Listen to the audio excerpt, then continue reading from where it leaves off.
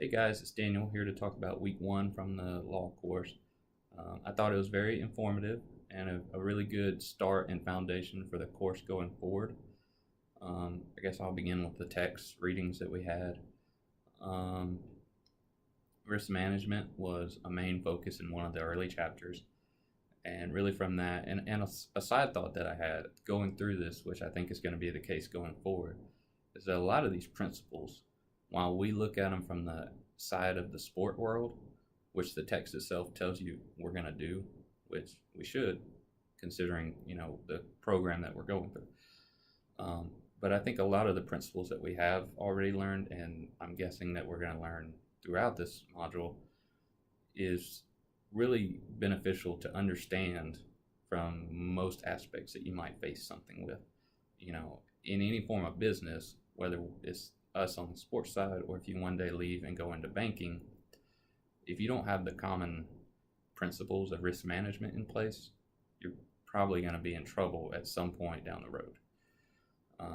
So while we understand it from our side in the sports world, I think it's important to understand we can use these principles in a lot of forms. So to the risk management itself, I agreed a lot with what the text said, in that most business leaders view using the legal system or being involved in the legal system and having lawyers brought into your offices is it actually quoted, a necessary evil. And I think that is the case with a lot of people. They don't want to get involved. The most they do with legal applications is that they just want to avoid lawsuits, basically, and have good standing in federal situations, federal state law situations, which you do. Those are both true also, but I think there's also many benefits to using the law on your side, or as the text puts it, having a competitive advantage, which risk management certainly does. And mainly by using the process that was talked about there with the preventative law process. I thought that was very unique in understanding how you can sort of assess potential risk, and you don't necessarily want to just cut out anything and say, this is a risk, let's eliminate it, because, as bad as it could seem, some risks that could even cause some harm, if they're minor and very rare, the risk of eliminating that activity altogether could be a lot worse for you as a organization or as a business if you eliminate it altogether and don't just incur the potential risk down the road of some financial burden. The final chapter that we assessed was obviously just a good foundation for the legal system. It was a good kind of refresher from what I think most of us have already learned or understand from the side of the different branches of government, the documentation of constitutions and statutes and how they're arranged and where they come from, because that's a good foundation understanding that you want to have when you have your lawyers or whoever come in. When you want to have them become part of your organization to get that advantage, you don't want to bring them in and be like, all right, we need to get from point A to point B, but I don't know any way of how to do that. You want to have some understanding, even if you're not going to be a lawyer yourself. You want to have the basic understanding to be in that world and know this is what we need for our business, for our organization.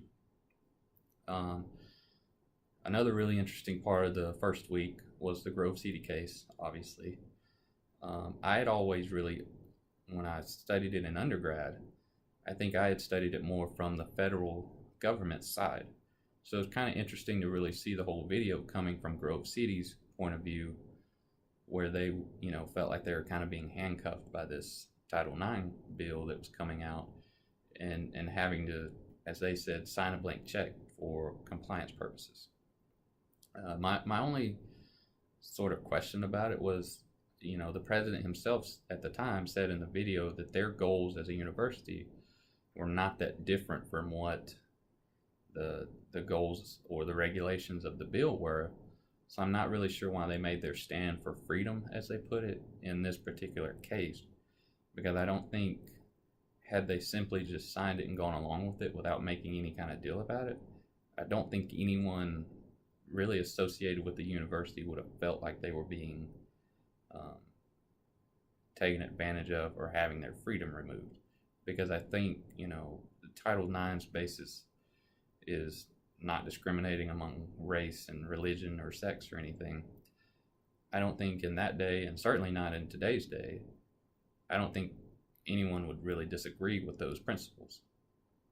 Um, so I just felt like that was kind of an odd scenario where they were arguing a good point about not wanting to have their freedom taken by the federal government, but then when you really studied what that freedom being taken away was, it wasn't really anything that they wouldn't do anyways. So that was an interesting video, and again, seeing it from Grove City's point of view. So I enjoyed week one. I'm looking forward to the rest of the course. I've been interacting with you guys on the discussion forums. Speaking of which, I'm going to really look into LexisNexis as far as legal research. I've heard a lot of you guys bring that up in one of the forum posts that we had. I've never used that before, but I think it could be really beneficial throughout this course and then furthermore just down the road. So that's kind of my goal here, and shortly is to sort of look through that, see if I can figure out how to navigate through that to use that as another resource for legal information and research. So looking forward to week two and the rest of the course, and I guess I'll see you guys later.